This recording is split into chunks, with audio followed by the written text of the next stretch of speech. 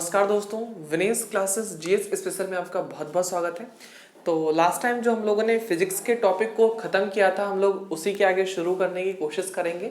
Last time जो हम लोगों ने फिजिक्स के टॉपिक को ख़त्म किया था उसमें हम लोगों ने PB इज इक्वल NRT से क्वेश्चंस को बहुत ही अच्छे से टैकल किया था, जिसमें हम लोगों ने PV इज इक्वल NRT के बारे में आदर्श गैस समीकरण जो थी उसको अच्छे से देखा था। P हमने बात की थी कोई आपका प्रेशर या दाब है, V जो है आपका आयतन है, वॉल्यूम है, N जो है आपका ये क्या है, मोलों की संख्या है, नंबर ऑफ मोल्स है, R क्या है, ये आपका गैस नियतांक है, T है आपका टेम्परेचर। हम लोगों ने इतनी बातें कर ली। फिर हम लोगों ने जो है केसेस भी देखे थे, 3 केस देखे थे।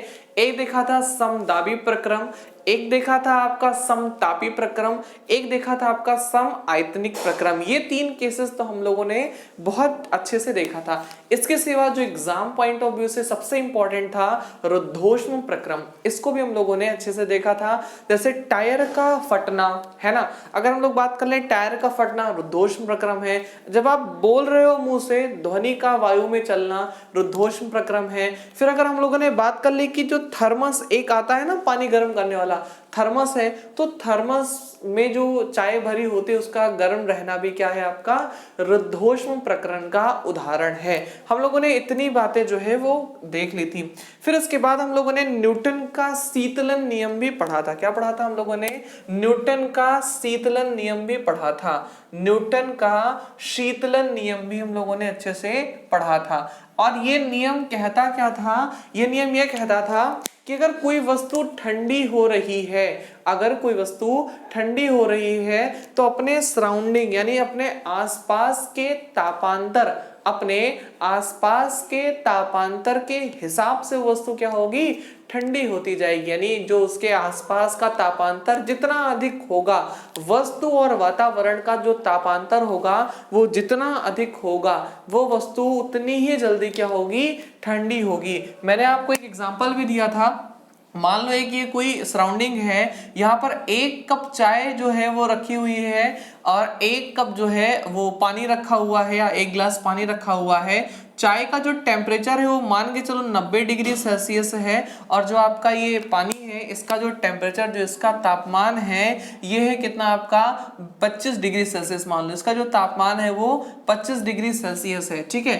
फिर आपका जो ये वातावरण है इसका जो तापमान है वो 20 डिग्री सेल्सियस था। तो मैंने इसमें पूछा था आपसे कि कौन सी वस्तु के ठंडे होने की दर, ध्यान देना ठंडे होने की दर की बात कर रहे हैं, ठंडे होने की दर जो है वो इस चीज की अधिक होगी। क्यों? क्योंकि इसका तापमान और वातावरण का तापमान दोनों का अंतर अगर हम देखें तो 70 डिग्री सेल्सियस का क्या है, दोनों का अंतर है। यही था न्यूटन का शीतलन नियम कि अगर एक वस्तु किसी भी माहौल में रखी है तो वो ठंडे होगी। कैसे ठंडे होगी? वो उस वस्तु और वातावरण के तापांतर पर निर्भर करेगा कि वो वस्तु कैसे ठंडी होगी। फिर हम लोगों ने एक बात करी थी कि अगर जो है आप एक फ्रिज ले लें और फ्रिज में डाल दें क्या, एक कटोरी में गर्म पानी डाल दें और एक कटोरी में ठंडा पानी डाल दें, तो आप देखोगे गर्म पानी जल्दी ठंडा होने लगेगा, जबकि ठंडा पानी बहुत ही इजी गर्म होगा। क्यों? क्योंकि बस वही है, तापांतर के कारण जो है ये सारी चीजें होती रहेंगी। हम लोग इतनी बातें देख ली थी। आज जो है वो हम लोग इसके आगे बढ़ने की कोशिश करेंगे। मैंने आपसे एक क्वेश्चन पूछा था थर्म के बारे में। थर्म क्या है? मैंने आपसे थर्म के बारे में पूछा था, थर्म क्या है, ठीक है। आपको मैंने बोला था कि आप घर में पढ़ेंगे इसको और बताएंगे कि थर्म क्या है ना। थर्म, देखिए थर्म जो होता है ये भी ऊष्मा का एक मात्रक होता है। जो थर्म होता है ये भी ऊष्मा का एक मात्रक होता है। वैसे ही जैसे आपने देखा लंबाई को किलोमीटर में मापते हैं, मीटर में भी माप लेते हैं, है ना। तो इस तरह से जो ऊष्मा का एक मात्रक है ये थर्म भी है। ये क्या है? थर्म भी है। और एक थर्म बराबर कितना होता है? 10 की घात 5 B BTU, BTU most important है। एक थर्म बराबर 10 की घात 5 BTU। BTU का मतलब होता है British thermal unit, British thermal unit. BTU का मतलब क्या हो गया, ब्रिटिश थर्मल यूनिट, यानी एक थर्म बराबर 10 की घात 5 BTU, ब्रिटिश थर्मल यूनिट। ठीक है, अच्छा अब आप कहेंगे सर मुझे एक बात समझ में नहीं आई, ये BTU क्या है, आप इस BTU के बारे में बताएं, ब्रिटिश थर्मल यूनिट के बारे में बताएं। तो भैया मेरे लिख लो, आप ऐसे हेडिंग डाल लो, BTU या ब्रिटिश थर्मल यूनिट। अच्छा एक चीज और देखिए, हम लोग जो है वो वजन को मापते हैं किसमें, केजी में मापते हैं, है ना, मापते हैं ना, वजन को मापते हैं केजी में। ठीक है, लेकिन जो ब्रिटिश वाले होते हैं ये वजन को जो है वो पाउंड में मापते हैं। किसमें मापते हैं, पाउंड में मापते हैं। जैसे आप जब केक लेने जाते हो तो आप कहते हो मुझे 1 पाउंड का केक चाहिए, 2 पाउंड का केक चाहिए, 3 पाउंड का केक चाहिए। तो जो ये लोग होते हैं ये पाउंड में केक कह रहे हैं, वजन को जो है वो पाउंड में मापते हैं। तो 1 पाउंड आप लिखेंगे, 1 पाउंड पदार्थ अगर है, इसका तापमान 1 डिग्री बढ़ाना है, 1 पाउंड पदार्थ का तापमान 1 डिग्री बढ़ाने के लिए आवश्यक ऊष्मा को हम लोग क्या कहते हैं, 1 BTU कहते हैं। अब आप कहोगे सर 1 पाउंड बराबर कितना होता है, मोस्ट इंपॉर्टेंट टॉपिक है। 1 पाउंड बराबर 453.5 ग्राम। 1 पाउंड बराबर कितना होता है, 453.5 ग्राम होता है। ये होती है 1 पाउंड वैल्यू की। ठीक है, तो आप यहां ऐसे लिख सकते हैं, 1 पाउंड पदार्थ का तापमान 1 डिग्री बढ़ाने के लिए, 1 पाउंड पदार्थ का तापमान 1 डिग्री बढ़ाने के लिए आवश्यक ऊष्मा को 1 BTU कहते हैं, 1 BTU कहते हैं। या आप ऐसे लिख सकते हैं कि ऐसे लिख सकते हैं 453.5 ग्राम पदार्थ का तापमान 1 डिग्री सेल्सियस बढ़ाने के लिए आवश्यक ऊष्मा को हम लोग क्या कहते हैं, 1 BTU यानी ब्रिटिश थर्मल यूनिट कहते हैं। क्या कहते हैं, ब्रिटिश थर्मल यूनिट कहते हैं। ये मोस्ट इंपॉर्टेंट है, मोस्ट इंपॉर्टेंट, इसको नोट कर लें, नोट कीजिए, फिर हम लोग आगे चलते हैं। ठीक, चलें। अब देखिए एक चीज है जरा सा, ये आपको पढ़ाना था, वैसे मतलब बहुत ज़्यादा गंभीर टॉपिक नहीं है, लेकिन फिर भी आपको हम पढ़ा रहे हैं। एक है मेयर का सूत्र। ठीक है, आपने 12th में पढ़ा होगा मेयर का फॉर्मूला या मेयर्स फॉर्मूला या मेयर का सूत्र, मेयर का सूत्र आप लोगों ने पढ़ा होगा। ठीक है, अब देखना जो मेयर का सूत्र है ये आपने बहुत अच्छे से पढ़ा होगा, Cp minus CV is equal R, Cp minus CV is equal R। ठीक है, ये था आपके मेयर का फॉर्मूला। कहेंगे सर तो आपने इसमें जो है हमको नई की चीज बताई, तो क्या कुछ नई चीज नहीं बताई। R क्या है आपका, सार्वत्रिक गैस नियतांक, सार्वत्रिक गैस नियतांक।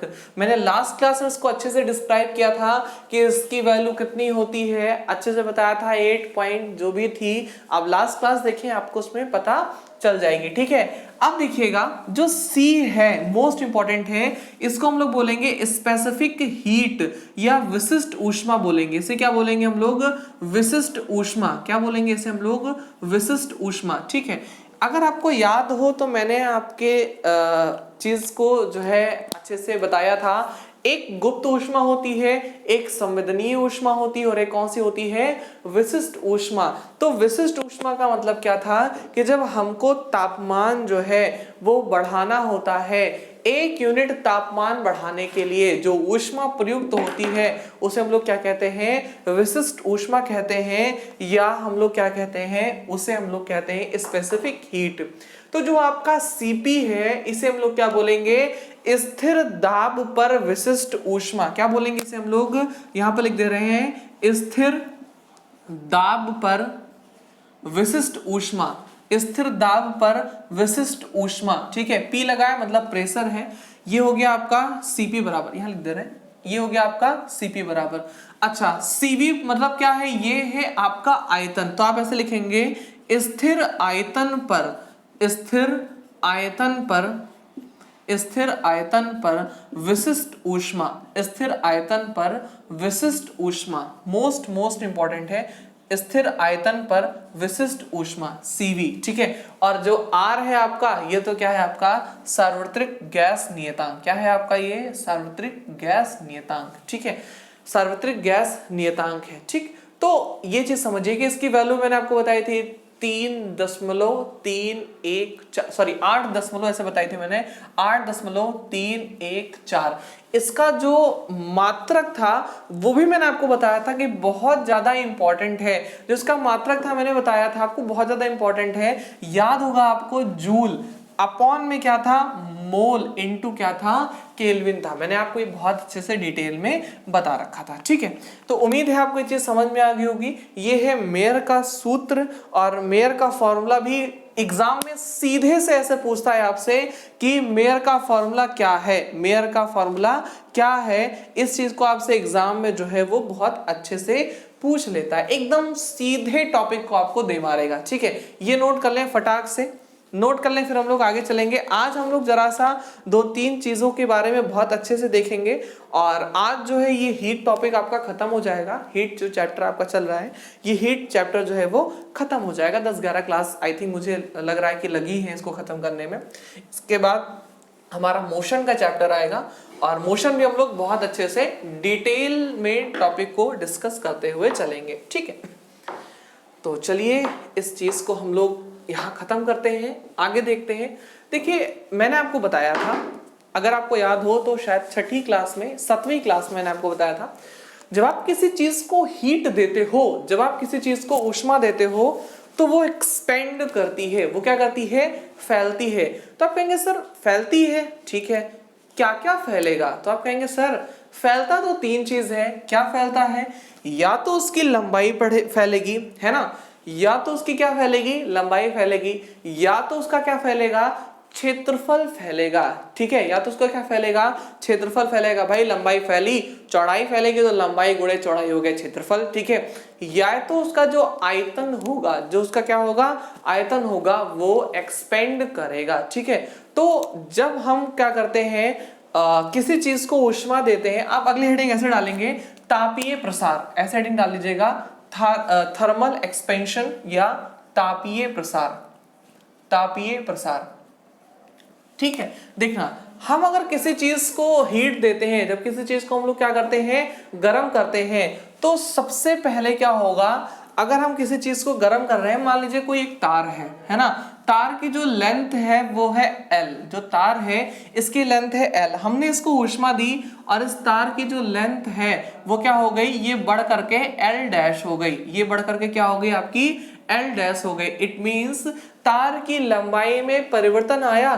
तो ये लंबाई में जो परिवर्तन होता है, ये क्या होता है, ये क्या होता है, कितना परिवर्तन होता है, इस बात को हम लोगों को देखना है। तो समझिएगा, अगर हमने डाला हेडिंग यहाँ पर तापीय प्रसार, तो अगर हम इसको तापमान दे रहे हैं तो ये रेखा में तो फैल रहा है। भाई देखो तार जो है, तार जो है ये एक लाइन में तो फैलेगा। ये मान लो तार है, जब इसको हमने हीट दिया तो इधर से फैल गया, इधर से फैल गया, ठीक है। तो इसको हम लोग क्या बोलते हैं, इसे पहली रीडिंग होगी हमारी रेखीय प्रसार। क्या बोलेंगे इसे हम लोग, रेखीय प्रसार। क्या बोलेंगे इसे हम लोग, बोलेंगे रेखीय प्रसार या लीनियर एक्सपेंशन। क्या बोलेंगे इसे हम लोग, लीनियर एक्सपेंशन बोलेंगे। इतनी बातें उम्मीद है आपको समझ में आ रही होंगी। रेखीय प्रसार बोलेंगे, लीनियर एक्सपेंशन बोलेंगे, ठीक है। तो इसमें आप डेफिनेशन में ऐसे लिख सकते हैं, जब किसी पदार्थ को ऊष्मा दी जाती हो, जब किसी पदार्थ को ऊष्मा दी जाती हो और वह ऊष्मा का प्रयोग, और वह ऊष्मा का प्रयोग अपना रेखीय प्रसार करने में, अपना रेखीय प्रसार करने में कर देता है, तो उसे रेखीय प्रसार या लीनियर एक्सपेंशन कहते हैं। उसे रेखीय प्रसार या लीनियर एक्सपेंशन कहते हैं, ठीक है। अब हमारी बात जरा समझिएगा, अगर लीनियर एक्सपेंशन है तो कितना है, इसका फॉर्मूला बहुत इंपॉर्टेंट है, समझिए। देखिए पहले जो आपकी लेंथ थी वो थी L, अब क्या हो गई आपकी L डैश हो गई तो क्या होगा L डैश माइनस L, ठीक है, यानी बड़ी से छोटी घटा लेंगे, जो अब हो गई है इससे पहले की घटा लेंगे, ठीक है। तो जितना एक्सपेंड हुआ ये आपको मिल जाएगा, जितना क्या हुआ एक्सपेंड हुआ ये आपको मिल जाएगा। जैसे मान लो पहले आप 200 रुपए खर्च करते थे, अब आप खर्च करते हो 300 रुपए, तो 300 में से अगर 200 घटा लिए तो अब कितना ज्यादा खर्च करते हो आपको मिल जाएगा। तो ये मिल जाएगा आपको क्या, लीनियर एक्सपेंडिशन, यानी कितना ज्यादा आपने इसको एक्सपेंड किया है, ठीक है। अब समझिएगा ये तो हो गया।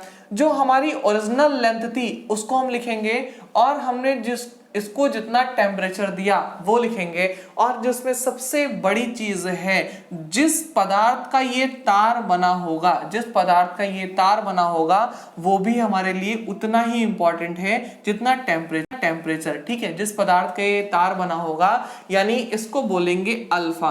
अल्फा को हम लोग बोलेंगे रेखीय प्रसार गुणांक, क्या बोलेंगे, रेखीय प्रसार गुणांक, या कोफिशिएंट ऑफ लीनियर एक्सपेंडेशन या एक्सपेंशन, रेखीय प्रसार गुणांक, इसे हम लोग क्या बोलेंगे, रेखीय प्रसार गुणांक बोलेंगे। मोस्ट इंपॉर्टेंट है। देखिए डेल्टा का मतलब क्या होता है, तापांतर, ताप में परिवर्तन। डेल्टा का मतलब क्या होगा यहाँ पर, परिवर्तन। डेल्टा टी है तो इसे हम लोग बोलेंगे तापांतर, क्या बोलेंगे इसे हम लोग, तापांतर बोलेंगे, ठीक है। अब एक चीज समझिए, इस चीज को आप चाहें तो ऐसे भी लिख सकते हैं, भाई ये भी तो अंतर ही है, तो आप इसे ऐसे लिख सकते हैं, delta L is equal alpha L delta T, है ना। ये हो गया आपका, अगर तार एक्सपेंड कर रहा है यानी रेखीय प्रसार कर रहा है तो कितना प्रसार होगा, कितना ये प्रसारित करेगा, उस चीज को यहाँ पर आप इस फॉर्मूले से नोट कर सकते हैं कि वो प्रसारित करेगा कितना, delta L alpha L delta T से क्या होगा, वो प्रसारित होगा। ये मोस्ट इंपॉर्टेंट है। अच्छा एक चीज जरा समझिएगा, अगर हम किसी चीज को प्रसारित कर रहे हैं तो वो किस चीज पर डिपेंड करेगा, भाई सबसे पहली चीज तो डिपेंड करेगा आपके लेंथ पर। अगर मान लीजिए कोई 5 सेंटीमीटर का तार है तो ऐसा तो नहीं कि उसको आप गर्म करके 50 सेंटीमीटर का कर दोगे, लेकिन अगर वो 50 किलोमीटर का तार है तो आप गर्म करोगे तो हो सकता है वो क्या हो जाए, 51 किलोमीटर का तार हो जाए। इट मींस जितनी ज्यादा लेंथ होगी उतना ही ज्यादा क्या होगा, एक्सपेंड होगा। और दूसरी चीज क्या है आपका, रेखीय प्रसार गुणांक, ये भी बहुत ज्यादा इंपॉर्टेंट है। यानी क्या, जिस पदार्थ को आप गर्म कर रहे हो या जिस तार को गर्म कर रहे हो वो किस पदार्थ का बना हुआ है, वो किस पदार्थ का बना हुआ है, ये बहुत इंपॉर्टेंट आपके लिए हो जाता है। तो जिस पदार्थ का बना होता है उसे हम लोग क्या कहते हैं, उसे हम लोग कहते हैं अल्फा से डिनोट करते हैं, ठीक है। मान लीजिए सोने का अगर तार बना हो तो ज्यादा एक्सपेंड करेगा, लोहे का तार बना है तो कम एक्सपेंड करेगा। ये सारी चीजें जो है वो हम लोग देख सकते हैं। तो रेखीय प्रसार गुणांक का ये फॉर्मूला आप ऐसे नोट कर ले, ठीक है। एक तो ये हो गया। इसके बाद हम लोगों को पढ़ना है क्षेत्रीय प्रसार गुणांक। इसके बाद हम लोगों को क्या पढ़ना है, क्षेत्रीय प्रसार गुणांक, एरियल एक्सपेंशन। क्या पढ़ना है, एरियल एक्सपेंशन पढ़ना है। बिल्कुल यही फॉर्मूला ऐसे ही होगा, सब कुछ उसमें भी यही होगा। और लास्ट में जो बेसिकली मुझे पढ़ाना है वो चीज क्या है वो हम पढ़ाएंगे भी लास्ट में, लेकिन अभी ये तीनों फॉर्मूले आपको पता होना चाहिए, रेखीय प्रसार गुणांक, क्षेत्रीय प्रसार गुणांक और आयतन प्रसार गुणांक, ये तीनों आपको पता होना चाहिए, ठीक है। तो मैंने अब देखा अभी रेखीय प्रसार गुणांक, अगला जो हम देखेंगे वो है हमारा क्षेत्रीय प्रसार गुणांक, ठीक है। वो हमारा क्या है आपका, क्षेत्रीय प्रसार गुणांक, ठीक है। एरियल एक्सपेंशन इसे बोलेंगे, क्षेत्रीय प्रसार, ठीक है। आप समझिएगा, देखो मान लो कोई एक धातु की चद्दर थी, ठीक है। वही लकड़ी की चद्दर तो फैल नहीं सकती इसलिए हम धातु का यूज कर रहे हैं, ठीक है। मान लो एक कोई चद्दर थी लोहे की, हमने इसको हीट दी और ये क्या हो गई, फैल गई। मान लो पहले इसका एरिया था A, अब क्या हो गया, फैल करके एरिया A डैश हो गया, एरिया क्या होगा, फैल करके A डैश हो गया। तो क्षेत्रीय प्रसार गुणांक में आपको अगर डेफिनेशन लिखनी है तो आप ऐसे लिख सकते हैं, जब किसी धातु की किसी पदार्थ को तापमान दिया जाता है तो उसके क्षेत्रफल में परिवर्तन को क्षेत्रीय प्रसार कहते हैं, उसके क्षेत्रफल में परिवर्तन को क्षेत्रीय प्रसार कहते हैं। क्षेत्रीय प्रसार होगा कितना, तो देखिए फिर से वही बात है कि अगर हम a डैश से a माइनस कर लें तो आपको ओरिजिनल एक्सपेंस पता चल जाएगा, ठीक है। फिर उसके बाद देखिए पहले था हमारा एरिया A और हमने इसको दिया डेल्टा टी टेम्परेचर दिया, और अगर हम यहाँ पर बीटा लिख लें यानी क्या है, ये आपका क्षेत्रीय प्रसार गुणांक है। जो डेल्टा बी है ये आपका क्या है, क्षेत्रीय प्रसार गुणांक है। इस फॉर्मूले को आप ऐसे चाहे तो लिख सकते हैं डेल्टा A बराबर beta A into delta T.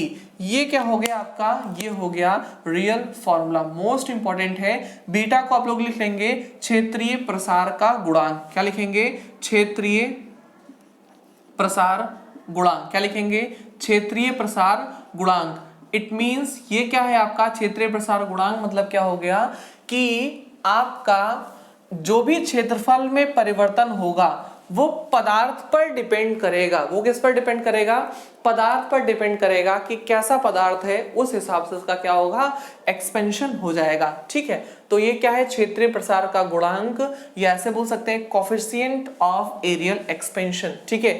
ए आपका है एरिया, आपको पता है, डेल्टा टी क्या है, तापमान में परिवर्तन, और डेल्टा ए क्या है, आपके एरिया में परिवर्तन है, ठीक है। इतनी बातें अगर आपको समझ में आ गई हो तो हम लोग आगे चले। एक और बचा हुआ है आयतन प्रसार गुणांक, और उसको भी हम लोग देखना चाहेंगे, ठीक है। अच्छा, अगर आपसे कोई पूछे यूनिट, लास्ट में मैं यूनिट बताना भूल गया तो माफ कीजिएगा, कोई नहीं, इसी में यूनिट बता देते हैं, यहाँ पर मिटा देते हैं, ठीक है। अगर आपसे कोई पूछे कि सर इसकी यूनिट बताएं, तो जो हमारे इससे पहले वाला फॉर्मूला था वो क्या था आपका, जैसे यहाँ पर एरिया में एक्सपेंस हुआ, वहां पर किस में एक्सपेंस था, लंबाई में एक्सपेंस था, ठीक है, अल्फा था, और फिर क्या था आपका था वहां पर एल, और वहां पर था डेल्टा टी, ये चीज थी। अगर आपसे कोई पूछे सर इसका यूनिट बताएं, किसका, क्षेत्रीय प्रसार गुणांक या रेखीय प्रसार गुणांक, तो देखिए जो आपका एरिया है ना, एरिया मतलब क्या है आपका, लंबाई गुणे चौड़ाई, है ना, आप ऐसे लिख सकते हैं लंबाई गुणे चौड़ाई, आप इसको ऐसे लिख सकते हैं, बराबर बीटा तो आपको निकालना ही निकाला, इसी की तो यूनिट निकालनी है। फिर यहाँ पर एरिया आया, इट मींस ये क्या है आपकी लंबाई गुणे चौड़ाई है, लंबाई गुणे क्या है आपकी चौड़ाई है, और डेल्टा टी क्या है आपका डिग्री सेल्सियस, तापांतर जो है वो डिग्री सेल्सियस। तो लंबाई चौड़ाई से लंबाई चौड़ाई कट गई, तो बीटा बराबर क्या आ गया, 1/डिग्री सेल्सियस, 1/डिग्री सेल्सियस। तो अगर आपसे कोई पूछे कि बताएं क्षेत्रीय प्रसार गुणांक का जो यूनिट होता है, जो मात्रक होता है वो क्या होता है, तो आप बताएंगे 1/डिग्री सेल्सियस, या आप इसको ऐसे लिख सकते हैं डिग्री सेल्सियस इनवर्स, क्या लिख सकते हैं, डिग्री सेल्सियस इनवर्स लिख सकते हैं। यही काम सीधे सीधे यहाँ होगा। लेंथ को हम लोग मापते हैं किसमें, मीटर में मापते हैं। अल्फा आपको निकालना है, फिर लेंथ आ गई तो यहाँ पर मीटर लिखेंगे, और जो डेल्टा टी आया है, डेल्टा टी का मतलब क्या होता है आपका डिग्री सेल्सियस होता है, तो मीटर से मीटर कैंसिल हो गया, अल्फा बराबर क्या हो गया 1/डिग्री सेल्सियस। यानी रेखीय प्रसार गुणांक का भी जो यूनिट है वो क्या है, 1/डिग्री सेल्सियस है, या क्या है आपका डिग्री सेल्सियस इनवर्स है, डिग्री सेल्सियस क्या है आपका इनवर्स है। उम्मीद है यहाँ तक आपको बात समझ में आ रही होगी। एक और बचा हुआ है आपका, वो कौन सा है, उसको हम लोग बोलते हैं आयतन प्रसार गुणांक, क्या बोलते हैं उसे हम लोग, आयतन प्रसार गुणांक बोलते हैं, ठीक, उसे हम लोग क्या बोलते हैं, आयतन प्रसार गुणांक बोलते हैं।